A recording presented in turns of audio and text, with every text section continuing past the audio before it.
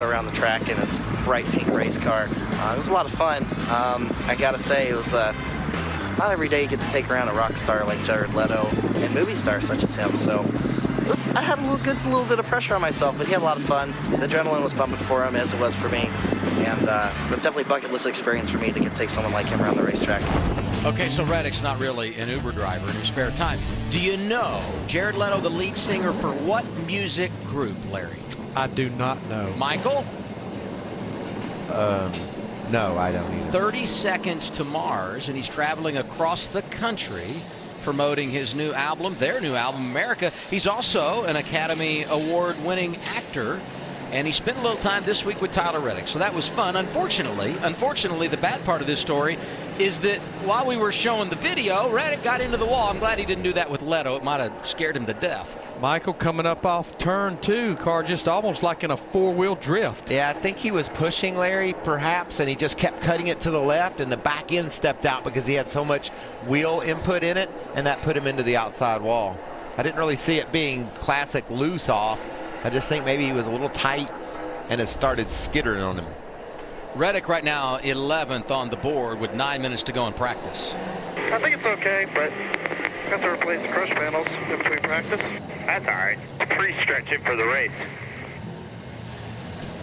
But the crush panel is just the aluminum panel inside that wheel well that kind of seals everything off. So yeah, pretty simple to replace. And he actually had run a total of 18 laps, which is the second most of any driver, Regan. Yeah, he definitely made some pretty good contact looking at the car down here, Larry, and watching where he just hit the wall right there. I know from being on the track last year, they took a lot of banking away from Texas. The racetrack flattens out quite a bit, and it's really difficult to judge if your car is just going to four-wheel drift to the wall or not. So I'm sure he thought he was in a good spot, and it just ended up in the fence on him. And hey, just to follow up, Jared Leto, not only a good singer, but he's also won an Academy Award for his role in the movie The Dallas Buyers Club, Adam. Since we're in Dallas, I figured I had to throw that out there. You did more notes on Jared than I did. I got to admit, I'm a Jared Leto geek. I'm a big fan of 30 Seconds to Mars' band, so yes, I did. I got to tell you, Larry, I'm impressed with that composite body. Yeah. What happened there? That was a big enough wreck that I think with the steel bodies that we run in the past here in the Xfinity Series, you would have possibly been looking at a backup car. Now they just have to go in and replace those inner fender wells, and he's ready to go. So I think that just shows you the resilience of these composite bodies and how they hold up to contact. Yeah, I mean, everything about these bodies that we ran 3 races last year, we're racing them everywhere this year with the exception of Daytona and Talladega, has been a positive. It just seems to me they're very durable. Mm-hmm.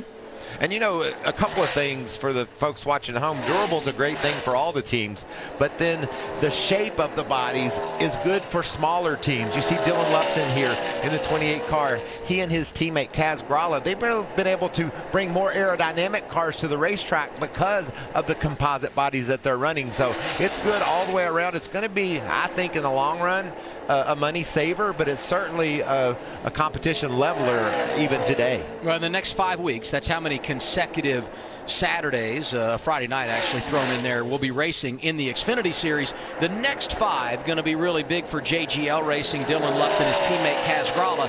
If you go back to our run out west, 2 big hits for the 28 of Dylan Lupton and 1 for Kaz Grala after he had completed a great finish, came across the finish line at Auto Club Speedway. They had a lot of catching up to do. That can be challenging for one of these teams in their situation, so hopefully they can catch up and continue to advance the next few weeks. And Larry, you know, as the crew chief, you're out west, you got a small budget with one of these Xfinity cars.